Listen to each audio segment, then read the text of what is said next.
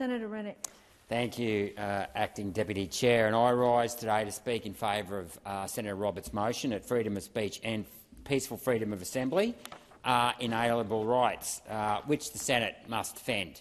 And I'll just touch on the freedom of assembly first of all. I know that we had a very big rally here a couple of years ago in the front of Parliament House. I think we had well over 100,000 people here, and that was a very peaceful assembly, and I can still acknowledge everyone that turned up that day and travelled from across the country to attend that rally here in Canberra.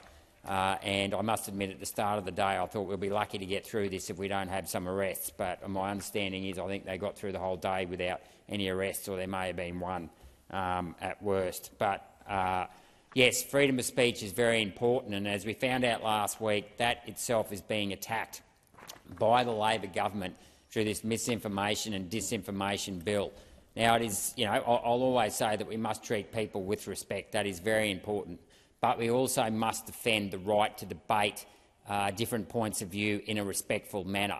And I fear that this Misinformation and Disinformation Bill, it's not even a cloak and dagger type bill. It outwardly says that governments, the media, and educational institutions are all exempt from the bill.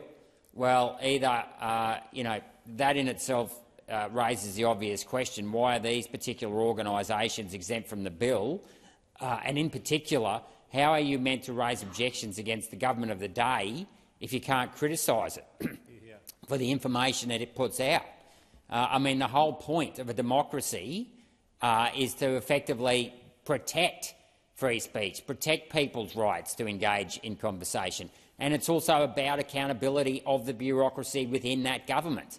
If you're not allowed to criticise that government because they claim that this may be misinformation or disinformation, how are we meant to properly scrutinise the government? And of course, there's the usual qualifications in there where you can't question the health advice. Well, I've touched on that so many times I won't bother raising it again. But long story short, we were banned on social media for saying the COVID vaccine didn't stop transmission, when in actual fact it didn't stop transmission.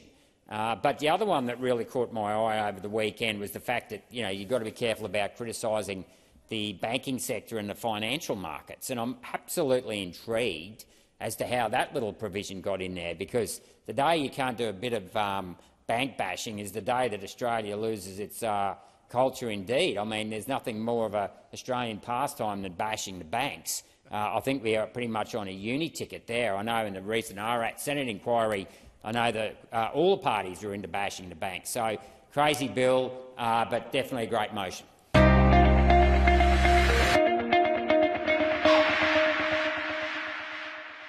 Authorised G. Rennick People First Chermside.